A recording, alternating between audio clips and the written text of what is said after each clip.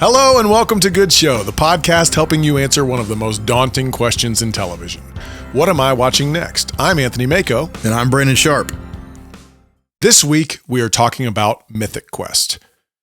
Mythic Quest may be a bit of a sunspot in my vision. That is to say, it was hugely publicized to me, and to a specific group of people. But I'm still just not quite sure how many people even know it exists. Let me start here. Mythic Quest is an Apple TV Plus original, and it was one of Apple TV's originals. Apple TV started releasing original content in November of 2019. Was the coronavirus one of those bits of original content designed by one of the richest companies in the world to make people sit at home and consume the content of a new streaming service? I guess we'll never know, he said while removing his aluminum hat. Anyway, Mythic Quest was in the first wave of Apple TV Plus, airing just a couple months later in February of 2020. It was created by Charlie Day, Megan Gans, and Rob McElhenney of It's Always Sunny in Philadelphia fame, among some other things now. But unlike Sunny, Rob is the only one that also stars in this show. And there we have a couple of big connections. I think it's probably a pretty big crossover between fans of Apple who are ready to adopt their new streaming service and fans of It's Always Sunny in Philadelphia who are ready to buy into some new content from their creators. However, while that crossover might be related, I'm not sure that sample size is huge. There are people that love Mythic Quest, and there are a whole lot more people who have never even heard of it.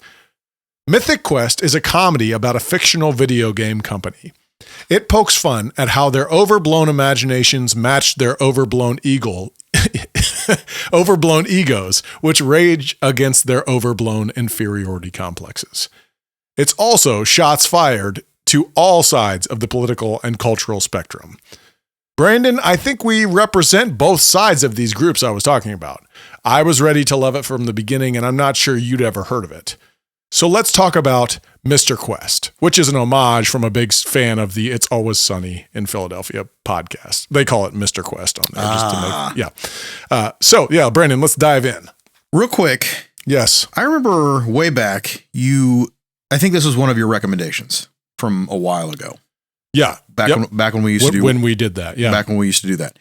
And I remember one of the things you said specifically was Charlie Day's involved, although he's done nothing for the show. Yep. They constantly make jokes. See, the funny thing is I know way more about this show than a lot of other shows because I listen to the It's Always Sunny in Philadelphia podcast. And because that's something that Megan's on that, and so is Rob and Charlie also. They sometimes talk about it. And so I know a lot about it. But yeah, Charlie was sort of unclear how much, but he was a part of the original basically idea. Like, what if we had a show about this? I got you. And he really hasn't done anything since, or at least that's what he says on the podcast. He's not involved in any way at all. But he's still always, because he was there at the very beginning, he's always credited as a creator of the show. I got you. Okay. That makes sense. So kind of an interesting relationship. And then Megan, just to be clear, I know we've talked about her before because obviously, I mean, just to draw the connection, Rob is Wrexham and Megan is married to Humphrey, who's the for executive something at Wrexham. But Megan also was a writer on Sunny, but she's way more involved now in Mythic Quest. Gotcha. But she's very involved in Sunny still too. So it's just like a nice little community they have going on, and they still kind of work together a lot. And that has a lot to do with Mythic Quest. I did see Humphrey pop up at one point. I don't know if I was watching season 1 or if it was early season 2, but he popped up as like this big macho and really made Ian kind of feel inferior. At one point, it was a good little 2 or 3 episode trope they were in, but I saw him pop up. Yeah, that's awesome. So let me rewind to this. Where had you even heard of this before I brought it up? Okay, yeah, so that's interesting. Not at all, which this is something that should be on my radar, I feel like. So I don't know why. Sure. Well, I have been public about my dislike of the Prime interface on Prime Video interface on, TV at least, how it's really hard to find your show that you're watching. I do think Apple might be just a step away from that. And the reason why is because Apple's interface, they try and include way too much stuff in it. I get, go ahead. I get very frustrated when these platforms include things that you can buy. Oh, for sure. It's like they fold in iTunes and then Prime folds in all of Amazon. Yep. What? I'm not poking around here looking for things to buy. I will search for that if I want to literally rent. I don't know. I guess renting something is a little different if you have like early access to it, but showing me all of the Amazon library or all of iTunes next to it just does it does make it very, very clunky. And I've got my kids watch all the Charlie Brown stuff, which is on Apple TV Plus. Yeah. And I've got to flip through like 14 pages to find it. I've got to track it down every time. Yeah. It is frustrating for sure. The one thing I'll give Apple TV over Prime is that you never have trouble finding what you were watching recently. It'll, here's what you've been watching, pick it back up. The downside that Prime actually doesn't have a problem with is at least, so I use Apple TVs for everything. Uh-huh. So, or as far as TV goes, I do. And so everything is filtered through an Apple device. So I'm not sure if this is the way for everybody using Apple TV, but and also I'm a cable cutter. So everything is an app that I open. And so on your Apple TV, you can connect all those devices to Apple TV. Mm-hmm. And so it'll be like, pick this up that you were watching in this. It's like tries to include everything you watch anywhere, which is kind of exhausting. And it doesn't have a great interface for like, okay, your Apple TV originals, that you pick those back up. But it's not hard to find. And I say that because it's not hard to find what you have been watching, but I do think it's often hard to find new things unless they're like Shrinking or Ted Lasso, which they're just like, hey, we're throwing it all into this. Like you're going to run into it, I promise. Yes. But they didn't do that with Mythic Quest. So I just think that was probably why people had a hard time finding it. But I also think like what I mentioned is probably legitimate, where I'm a massive Apple fan. So I know what's coming out with Apple. I know devices coming and everything to do with Apple. I know what's coming out. Yeah. Cross that with, I'm a big fan of It's Always Sunny in Philadelphia. And so I knew it was coming before it was even announced or whatever. And then if you're not either of those two things, I think you're going to have a hard time finding it. Yeah. I want to say I'm probably not as big of a Apple person as you are, but I've never seen an episode of It's Always Sunny. So yeah, I'm all the way removed from that. I want to say that was probably the X factor. If, being tied into the It's Always Sunny universe was probably the biggest thing there, because I don't know. I literally never saw anything for this ever. Well, there are similar things about It's Always Sunny, but it's not like It's Always Sunny. That's not what I mean. I mean, you listening to the podcast, you watching the show, you being tied in with those people probably gave you a heads up, like on when this show was coming, more so than. Absolutely. Yeah. Anyway. Yeah. I probably saw a tweet or something. That's how I found out about it. There we go.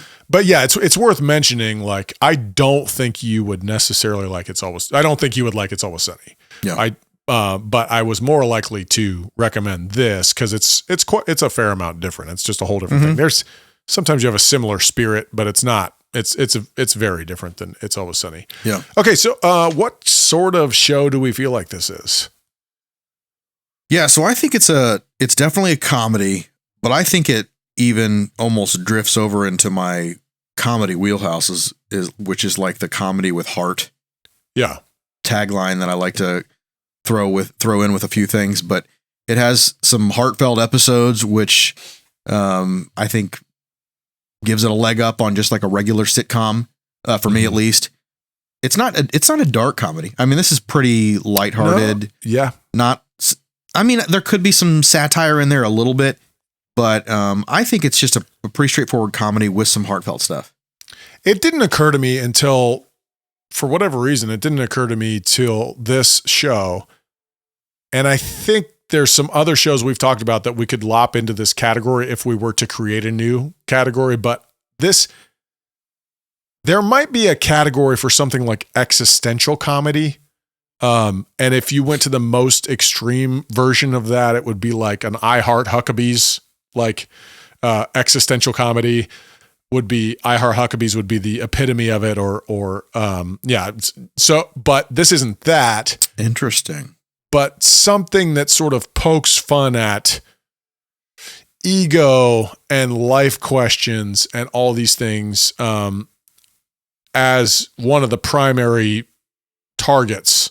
Relationships, something like that. I think there's other shows that we could, like, you might be able to call Fleabag an existential comedy. It's also a dark comedy as well, and this is not also a dark comedy.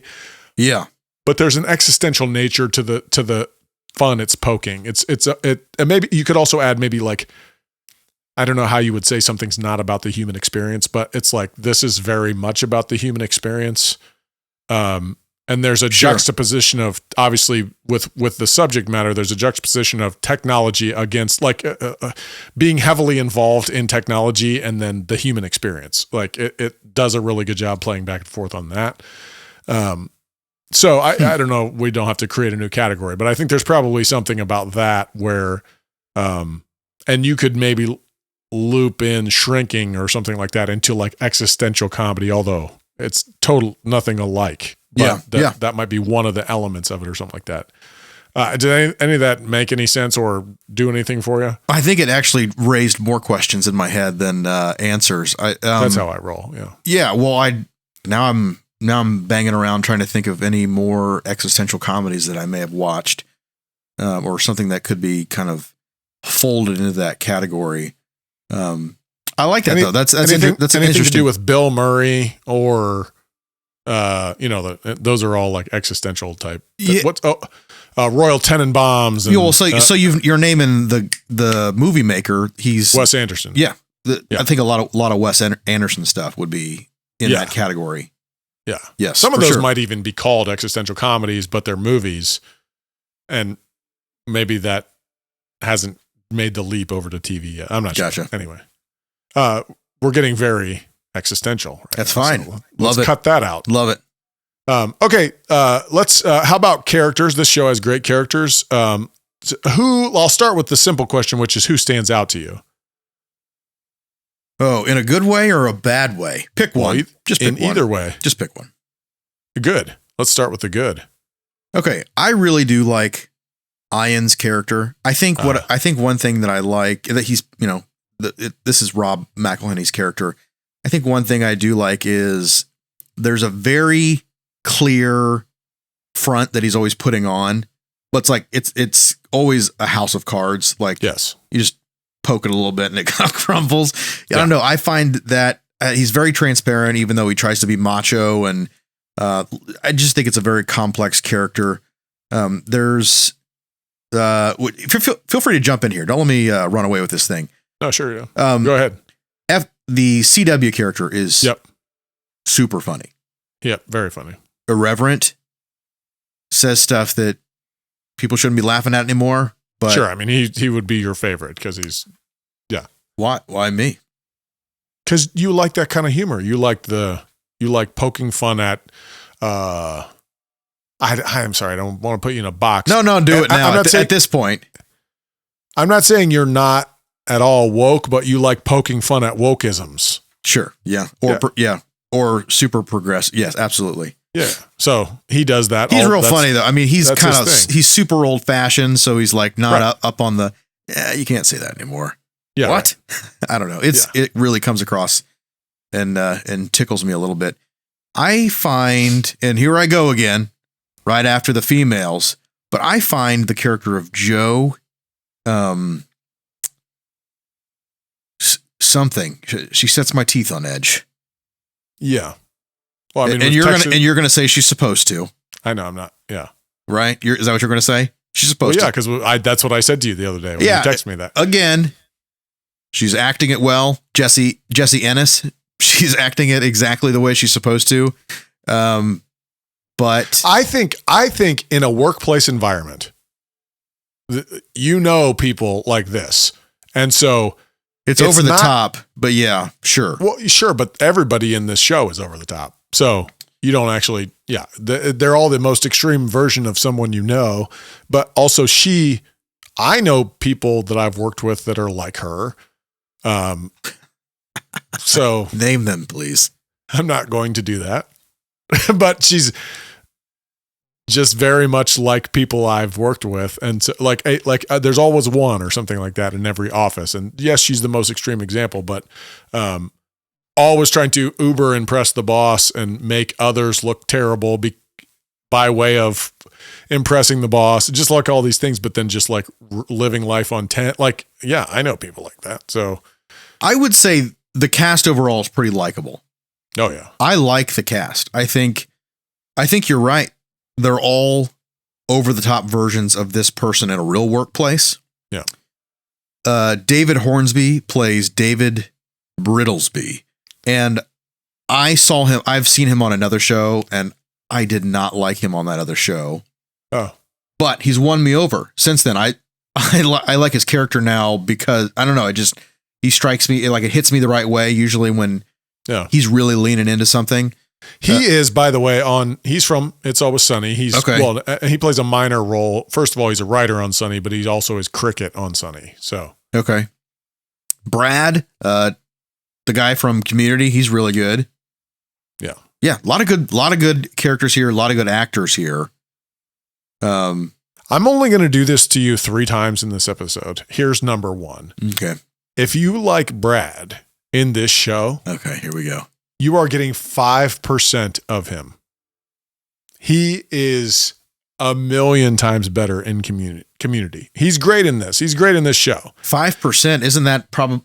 I probably want the 5% version, right? If I wanted the 100% version. No. He's not like Brad. I'm just saying the character. I know what you're saying. He's better in Community. In Community is just so good. He is so good in Community. He is unreal in Community.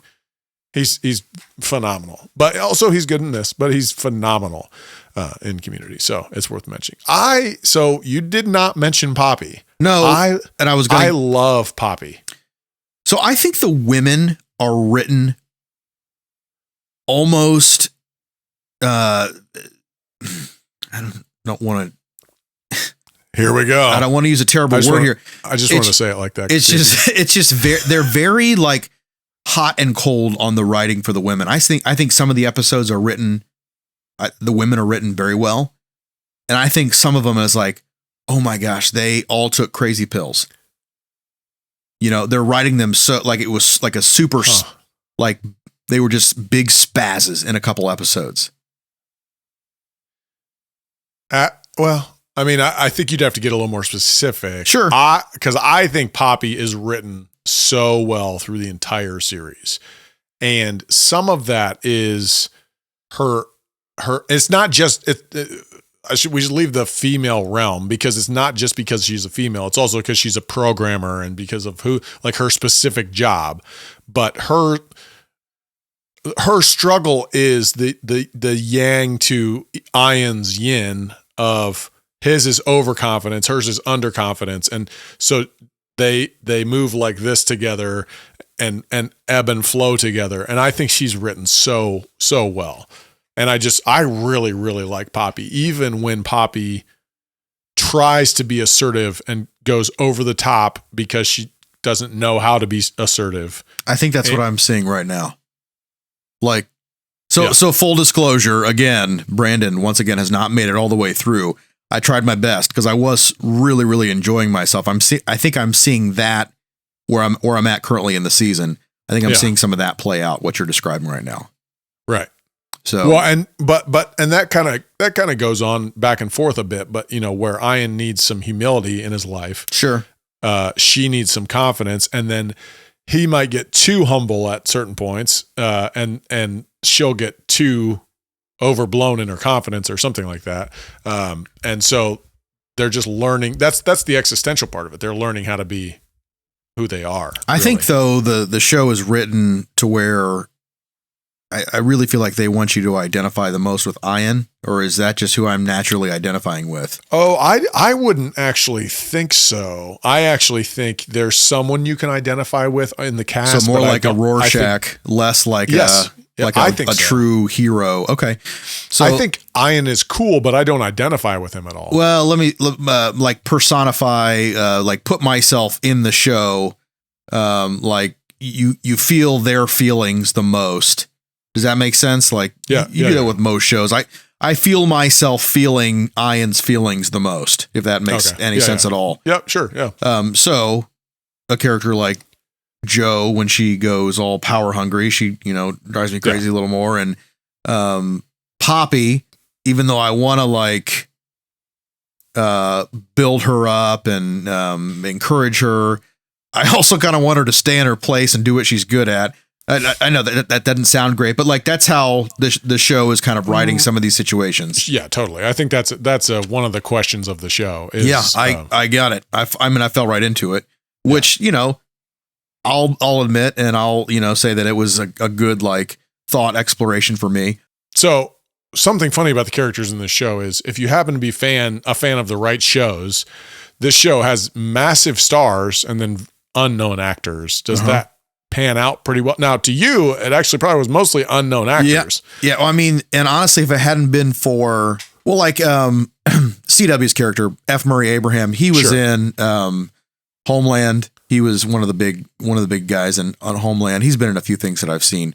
But other than that, I mentioned David Hornsby and then Rob McElhenney. If I hadn't seen Wrexham, I wouldn't have known him at all. Yeah, right. So I would say mostly unknown for me. Sure. Well, but I think one of the things though with that is like the people from Sunny, like David Hornsby is not huge in Sunny. He plays this, whenever I go to like explain something from Sunny, it's like impossible to explain the whole thing because number one, it's been like 16 seasons. So like David Hornsby is Cricket, and he starts off as a regular guy they went to high school with, and then he becomes homeless, and then he becomes like a drug addict, and then he becomes a priest, and then also, but that's a lot of stuff. Well, they have to do all sorts of different stuff anyway. So, but he's just a very memorable. Yeah. The gang always messes with him, and his life is horrible because he knows them. And so he's a very memorable character. And Rob is obviously a memorable character in Sunny too. So if you're fans of those shows, I can't really ask you because you're not and you haven't seen them, but I actually think both of them in particular do a pretty good job popping out of that universe and actually becoming these new characters. And the funny thing is currently they're going back and forth between that universe. Wow. So it's, they do a pretty good job. When I'm watching them in this, I think of them in this. And when I'm watching them in Sunny, I think of them in a Sunny way. Doesn't it feel like It's Always Sunny should be cycling down? Sure. But why? It just feels like it's been long enough. You don't even watch it. I know. And it feels like it's been long enough. Okay, but what do you care? People are still talking about it around me. Okay, well, if people talk talk about it, we should it, be talking about something else now. Why? Because it's talked out.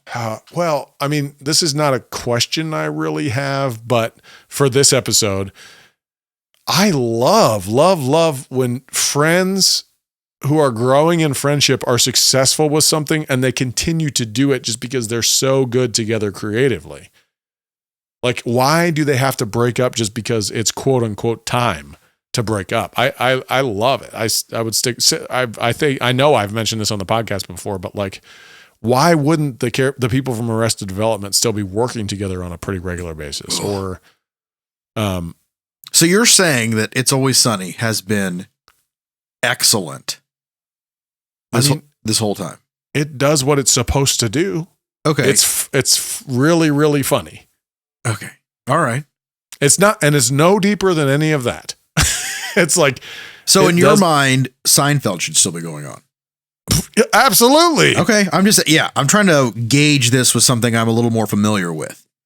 Absolutely. Yeah. Jerry Seinfeld and Larry David should still be writing a show together. No doubt. They made gold and they did it for 9 years. And like, why was it just am time? More in the school of thought that things kind of have their time. And I think you should kind of go out when you're on top instead of seeing it spiral into the earth. I don't know. I don't know. I think things kind of have their time and they should know when to, and I'm not saying Sunny is past its time. Because I would have no way of knowing when that would be. Right. I'm just saying, I think that, things kind of, people should know when things have run their course. And I think it's a very graceful way to end a show. You know? Well, but now you're talking about something different. I have no problem with that. I just don't think like, and I'm conceding that if you're saying Sunny is still as good as it's always been, and it's still relevant, and it's still really fun, all those things are true, then yeah, absolutely. Okay, can I say like 5 things to back that up though? Basically, number 1, I'm not saying it's the best or ever was the best show on TV. Do you find yourself like chomping at the bit for the next episode? Like every time it comes out, like you're ready to rock and roll and watch it? Yeah. Okay. To laugh. I know it's going to be funny. Okay. But all it is, like I said, all it is just stupid funny. Dumb funny. But like, It's Always Sunny podcast is probably one of my favorite podcasts still. And that's just them talking about the show I've already seen. Yeah. They just are brilliant together. They're hilarious together. And you're literally just talking about Rob and Charlie. And Glenn, who's not involved in this show. But also Megan too now. Like, okay. Megan has an infectious laugh that I like listening to on the podcast. Like, it's just, they all work really well together. And the way they make it's like best friends from your whole life. It's you just feel like you're a part of the gang, and it just works. So why stop that? It has a nostalgic feel. It's funny.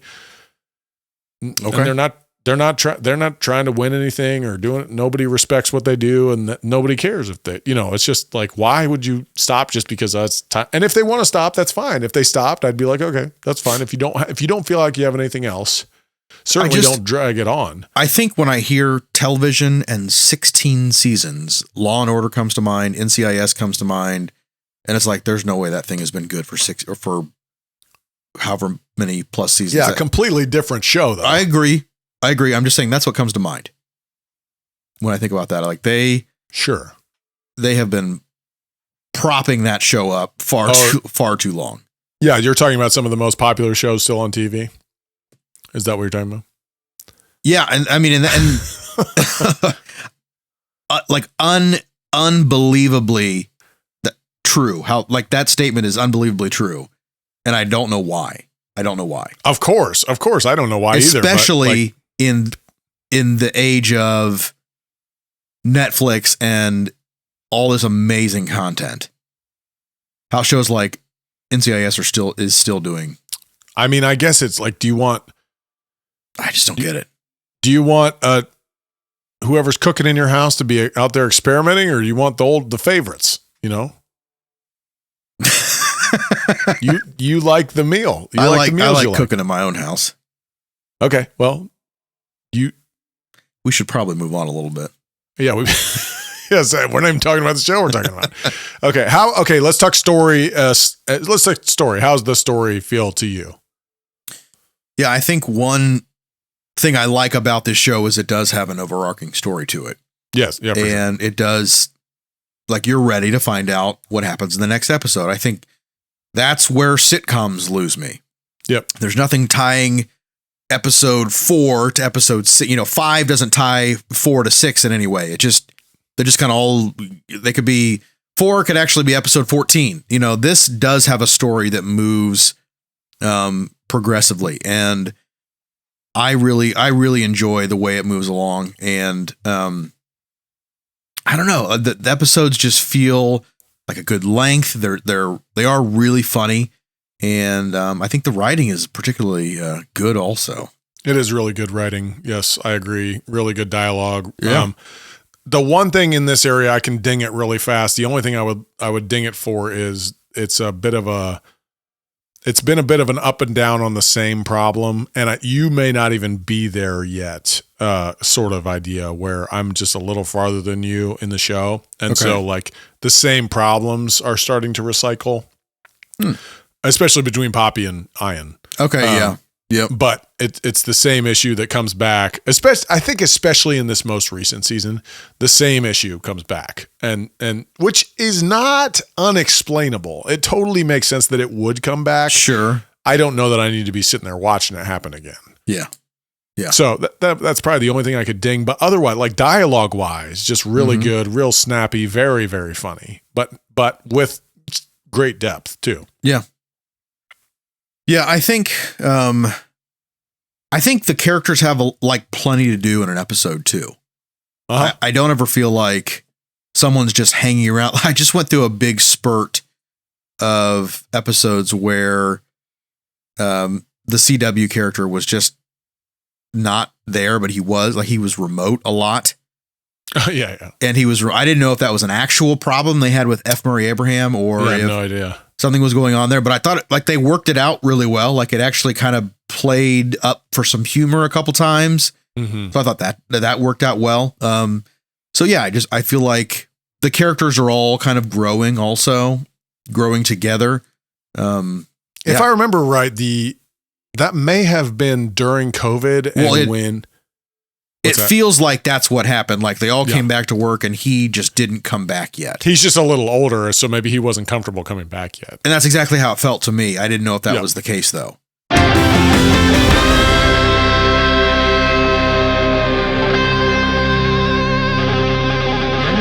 Okay, so Brandon, we've said that the key to this show is the heart behind sort of the zaniness or the insanity going on. How is there balance between heart and comedy? You can tell the characters care about each other. And I think that's what all that's birthed from. Like it's not just a workplace relationship. The characters, there's depth there. And so you can like rib a character and then have a heartfelt moment with you just like, you can tell there's real relationships going on in these workplaces. Like all the best shows have both elements. And if you can do both, that shows depth, in a relationship. I think that's the way it really works here. It's funny. I was thinking about this today. It is West Wingy in that way. Mm-hmm. It's like a workplace drama that has a genuine care for each other within the workplace. So yeah. As I was thinking about this quote, I think their balance is pretty good because especially within the context of a tech company, it's just like we know even more than a tech company, it's a video game company. So it's like we know that some of the drama within the office is sort of artificial. It's like this isn't like you're feeding hungry people with this company. It's like no, you are not. That is true. Not to rip on video games, but yeah. So speaking of video games, the animation in this show is I think it's pretty incredible, especially, and often it comes in like, maybe 10-second chunk, like as a transitional moment or something. You're talking about the cutscenes then, right? Sure. Yep. So those are great. Those cutscenes are really great. In fact, it makes me wish this game was real. I'll tell you that. Totally. I'm trying to figure out, because it's not the same thing as like incorporating animation or CGI into a show. It is literally like a video they're playing, but the graphics are insane. Well, I think it's probably meant to mimic like the narrative aspect of a video game. Yeah. So like where it cuts away in a video game. Yeah. And you're not controlling anymore. You just watch something for a second and then I think it's meant to mimic that because those cutscenes are so much higher quality than when you see the game on the show or whatever. Sure. But I always think about it. Is it worth spending? That's got to cost an insane amount of money to develop these 10-second clips that go in between scenes. Is it worth the money? Does it enhance the experience? Does it put you in the right universe or what? I mean, it's definitely cool, man. It's definitely cool. It's definitely cool. I will say, I know they do reuse clips from other games, from real games. Oh, do they? Okay. I can't say that they do it all the time, and I don't know that they do it with those cutscenes, but I just saw a scene where Ian was pitching his new expansion, and it was all of these mashed up clips from real games, and I wouldn't have known it except one of the games in there I had played, Horizon Zero Dawn, and it was the main character riding a horse or something. Anyway, so I don't know that they do it for everything, but they have reused some things. Obviously, they got permission to do it. Sure. That's interesting though. I didn't know.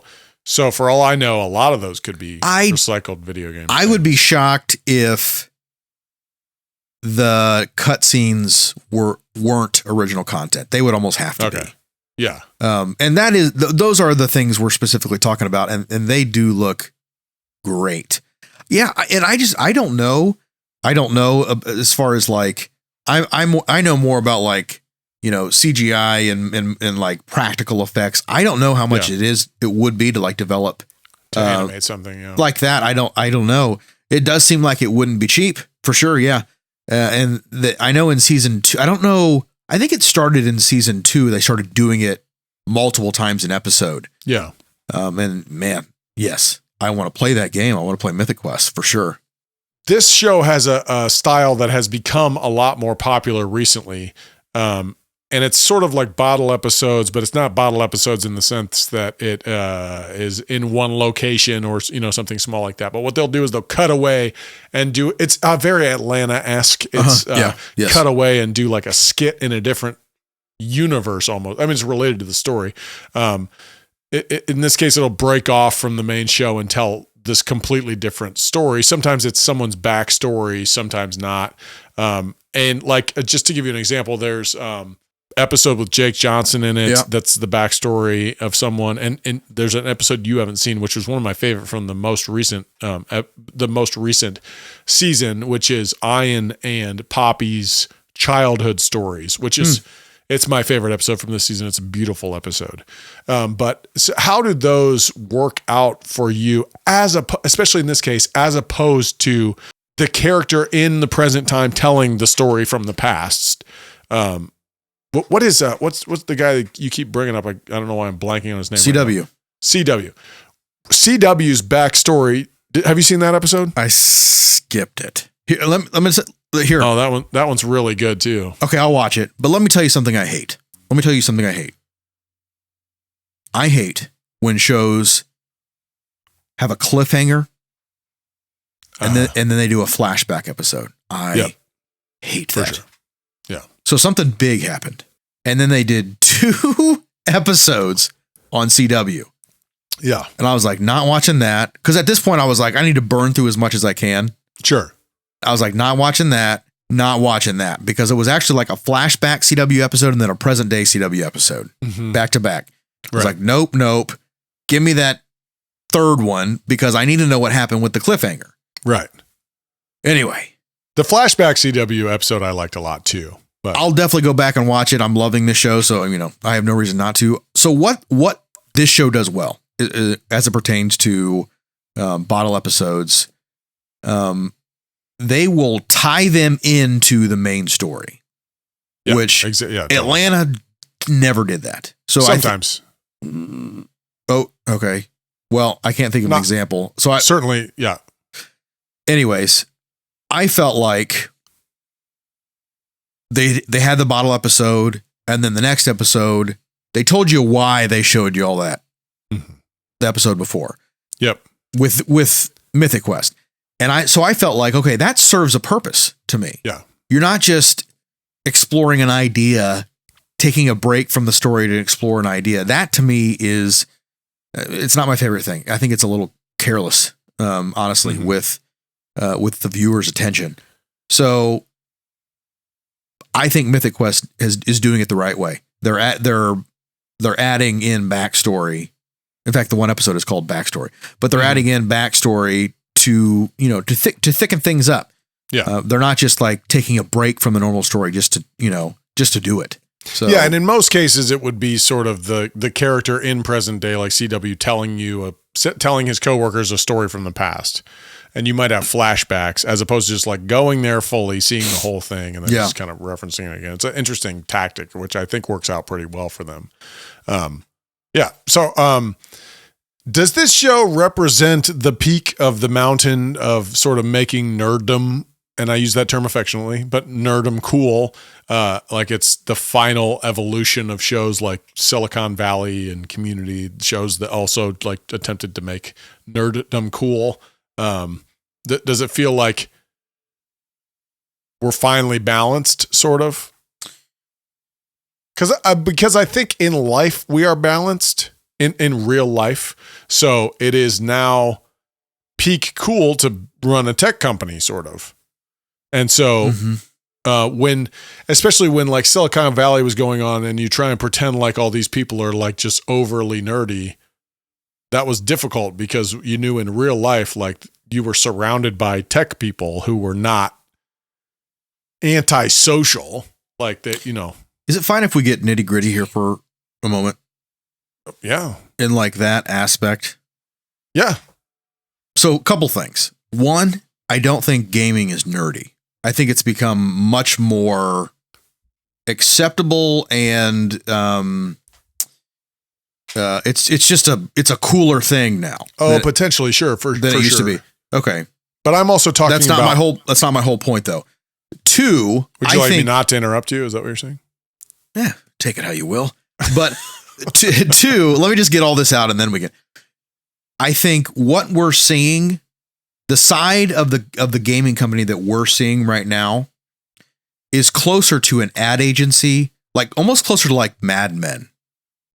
We're seeing the creatives. We're not seeing the programmers. I think the nerdy side of this is happening down in the programming level, the coders. Well, Poppy's there's like several coders and what we're mainly seeing though, with like the writers and Ian walking around with, you know, coming up with all his ideas. I see this more as like the creative side, like an ad agency. Okay. Silicon Valley to me was much more, no, these are the guys actually like building these things and much more like a nerd porn show. I feel like the people in Mythic Quest are. Ian's not a nerdy character. He's not nerdy, but he's the same thing as. Can you see my point though? How gaming is almost intersectional. But yeah, like between Silicon Valley and Mad Men, it's almost like we're coming in the middle here. Totally, but that was actually my original point. Was like, this is the mountain of nerdom. Like nerdom has won. It is cool, fully. I'm sorry, I missed your point. No, it's okay. I'm not mad at you. So I think I thought you were saying, have they just made Silicon Valley cool? And I see it more as, yeah. The mountain didn't come to Muhammad, that they really, it's like this cross genre thing here, you know? Yeah. Yeah. I guess my point was more that like, this represents the full melding of all these cultures into the one thing. And there's no longer a battle. It is now it's like the difference between Steve Jobs and Steve Wozniak. Yeah. Like this, sort of. This is that. This is like Poppy and Ian. Yeah. Yeah, sure. Jobs and Wozniak. Like what can Ian actually do? What do you do? Which is Wozniak's big question to Steve Jobs. What do you do? Sure. In the movie, at least. Ian can't actually do anything. He just comes up with these amazing ideas. Yeah. I also think part of my point is like I mean, it's worth mentioning because I don't have a question about it, but like my favorite episode of this show is the LARP. One of my favorite episodes, at least, is the LARPing episode. Where if you're gonna say, I mean, if you're gonna call like really loving fantasy and like Renaissance festivals and stuff nerdy, then yeah, I think I was thinking more like computer. Look, I use the term affectionately, but what would you call it? I'm not saying you're saying not calling it nerdy. I wasn't even thinking of that side of it, but like getting into the the culture of like a middle-aged type game. LARPing's definitely like it's nerdy, but I think I was thinking more of the day-to-day things. The LARPing episode is great. But it does kind of stand alone in my mind for sure. It's like the full thing is like, these are the sort of people that would do this sort of thing. It's a little bit like how like, it's a little bit like Stranger Things, how they, you know, it's cool that these kids play Dungeons and Dragons, which at that time was not cool at all. But, if those kids existed now, they'd be fine. And, I'm not even insecure about it. I hope it's clear. I'm not putting a judgment on any of those activities. It's actually that all those are could be mainstream at this point. But that's sort of my point, is that, you know, we've hit peak culture where it's just like, yeah, you can have a show based on like, a LARPing episode, and Yeah. it's an insanely good episode. And the effects in that episode are awesome. You know, I like loved it. everything about that episode is awesome. They pulled all the stops out for that episode. Am I reading into this, or is this show single-handedly tackling lone wolfism? And what I mean by that is a lot of shows have this hero where Ian would be the hero, the Steve Jobs who like developed Apple and like all of this is the story of a man who came up with an idea and executed it and is the hero of this story. But most of this ends up being like how much all these people need each other. So it's really interesting, especially in the tech environment, to have a show that sort of explores tech where usually it'd be like Mark Zuckerberg, and, you know, just like every one of these like people who is made into a hero because of their development of this. This show kind of pulls that all apart and says, look at the team. You need the whole team. Everybody needs each other. Like, and so is that part of this show's agenda, do you feel like, or is this a takeaway for you? Yeah, I think so. Obviously, I think so. I think it's more about, almost like sharing the glory of the great thing that they've created. Like it's not just like, we know it's pretty clear Ian could not have created this game by himself. Right. But he came up Although with he doesn't exactly know that, but it's the process of him working through that. He does know that he couldn't have like coded it. He does know that, right? He does know that, but he thinks his job was the most important. Yeah, exactly. So I think there's a little bit of that going on. What job is the most important? Yeah. And kind of sharing because he's up in this, he's got this big office, and even like David's character, I love the reoccurring joke. No, I'm actually the boss. I'm the boss here. Ian works for me. You know, like that is something that like rolls through the whole episode, but like Ian thinks he's the boss, and he kind of treats everyone like he's the boss. And I think there is, so yes, they're definitely working through how all the pieces of the puzzle fit together. And the idea is great, but an idea is just an idea. If you can't, bring people along with you, and I think you're onto something there for sure. I guess my last question would be, sometimes we talk about what do we do with this show? Is it sort of a casual watch? It seems like not exactly a sit down and watch it immediately when it comes out. But it's not exactly a casual watch where you just throw it on the background and don't pay any attention. So like, what do we do with this show? I watch it while I'm working. Okay. But it's almost can't watch this while you're working. Right. It's but almost it's not that. exactly not that. Yeah. Like a sitcom is 100% watch this while you're working. Burn through some sods. But this, especially if you want to get the most from this show, it's not really a watch while you're working show. I think you would miss some crucial things, and it wouldn't hit as hard in the right places. Yeah, I think my thing to say about it is basically that it's one of the benefits is its casual nature. And so you can throw it on and not feel like you have to be completely invested in what's going on in the show, but it's still within that framework a very enjoyable show. Yeah. So that's part of the beauty of it. You don't have to like sell out and drop everything and watch it. I think it's very similar casual. to like a Lasso shrinking. Like you could almost line them up on a Friday night and be like, boom, boom, boom. And I think that would feel a little more. Oh, they do fit together well. Probably. Yeah, like I think you could literally, I don't know if all the Apple TV Plus shows come out at the same time. I know they don't all air at the same time, but like I think literally you could watch these in succession, and I think you would be in like a similar mood, and it's not like watching something super heavy and then. No, that's true. Yeah. I don't know. Yeah, that makes sense.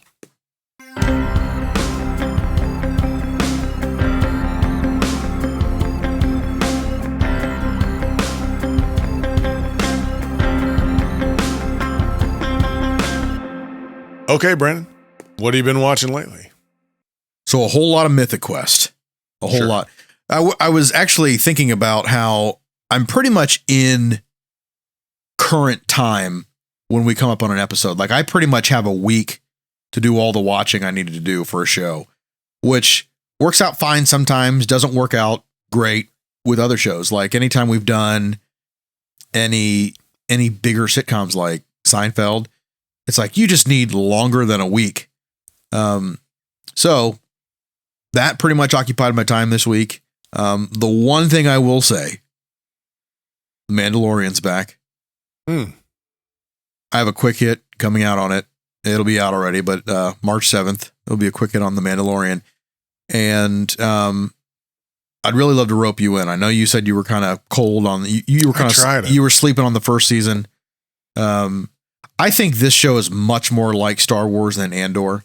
So sure. I can see how but Pedro Pascal does he does the main character. And I know you were talking about how everyone has a mask on, so who cares if it's Pedro or whoever else. Yeah. But yeah, I think we are in for a treat this season as well. Episode 1 was great, and I'm excited about where we go. So I'm actually not current on any of the shows I'm normally current on. Didn't watch Last of Us. I did watch Shrinking, which another great episode. Last 2 were awesome. So good. Anyway, what have you been watching? Okay, yeah, so I'm up to date on Shrinking. Yeah, awesome. I finished Full Swing. I can't remember if I said that or not, but I finished season 2 of Make or Break, which was great. Again, really fun to watch. I'm current on Poker Face, which remains very good. The most recent episode of Poker Face was directed by, dang it, why am I blanking on her name? Rian Johnson. She, what is her, why am I blanking on her name? Oh, the main girl. Yeah. I'm sorry. I'm not going to be able to help you there. Natasha Leon. She directed the most recent episode. And I'm current on Hello Tomorrow, still trying to figure out whether I think that's good or not. I'm actually not sure. It's been fine to watch. I just can't tell what the story is exactly trying to do. And so, still it's a wait and see on that one. I started Drive to Survive. I do want to say this about Drive to Survive. As much as I hate to say it, don't. This season feels a little bit like more of the same. Like it's the same problem every single time. This season seemed a little more uneventful. Yeah.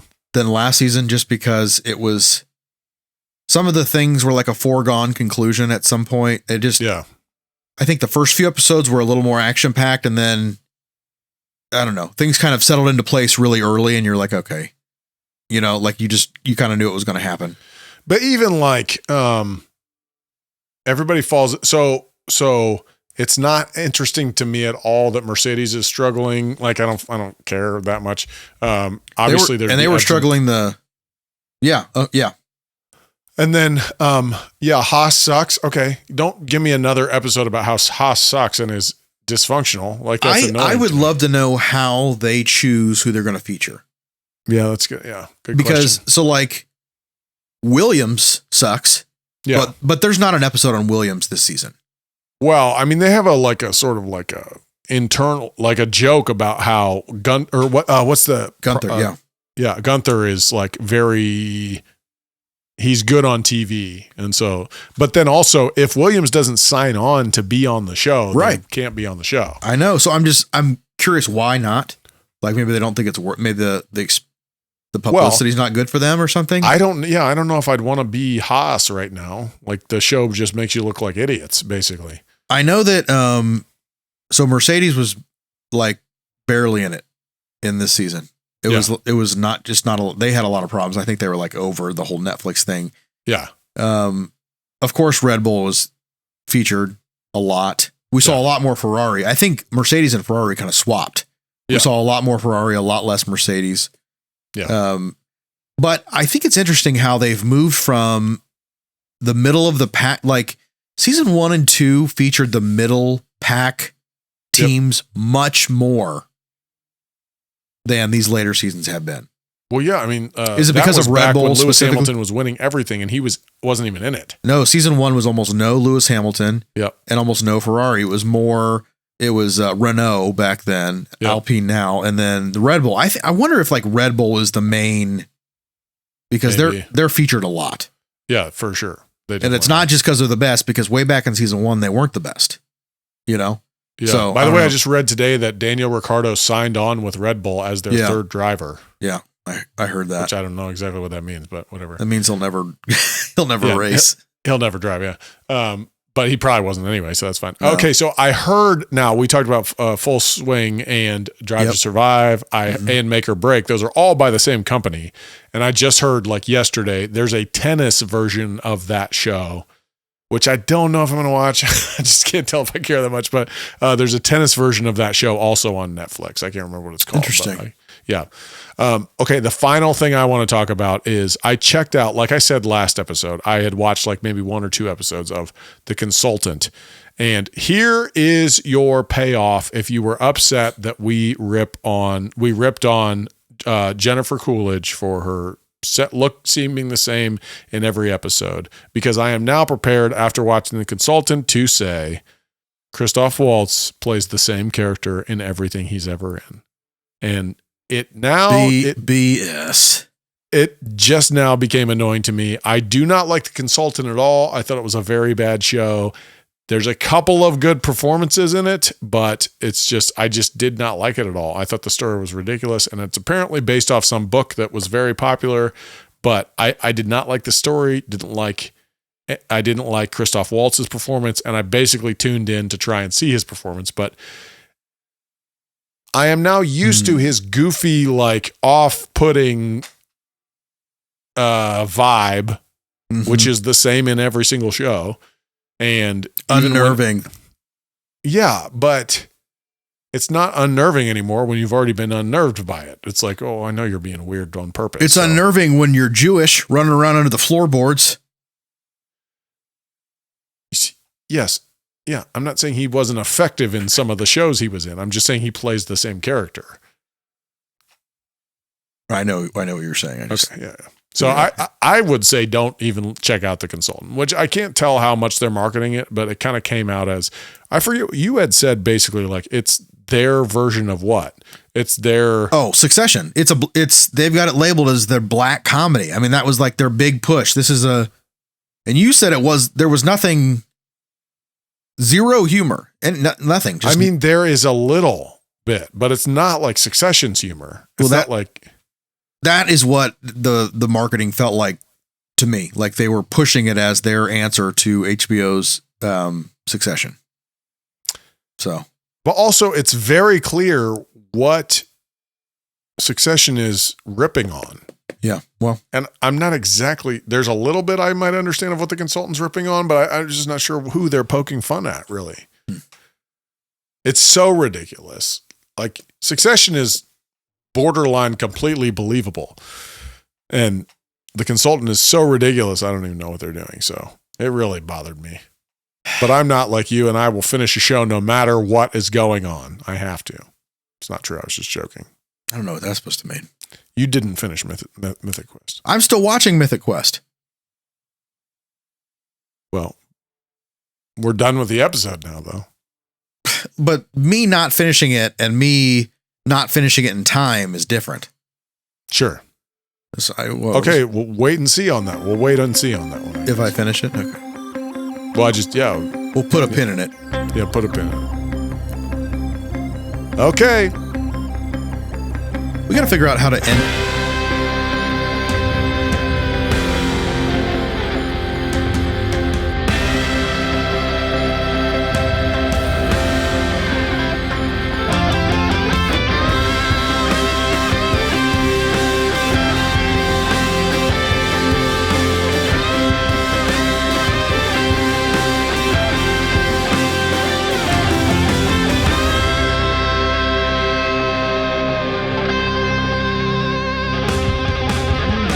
That does it for this episode of Good Show. Good Show is created, recorded, edited, and produced by Anthony Mako and Brandon Sharp. Our theme music was written and recorded by me, Anthony, and all our graphics and socials are developed by Brandon. If you've enjoyed your time with us, please make sure to like or follow us on your favorite podcast platform so you never miss an episode. And if you appreciate our show, please throw us a rating and a review there too. If you'd like to discuss any of our content, you can search The Good Show Facebook group or follow us on Instagram at The Good Show Podcast. Thanks again for listening, and we'll see you next time.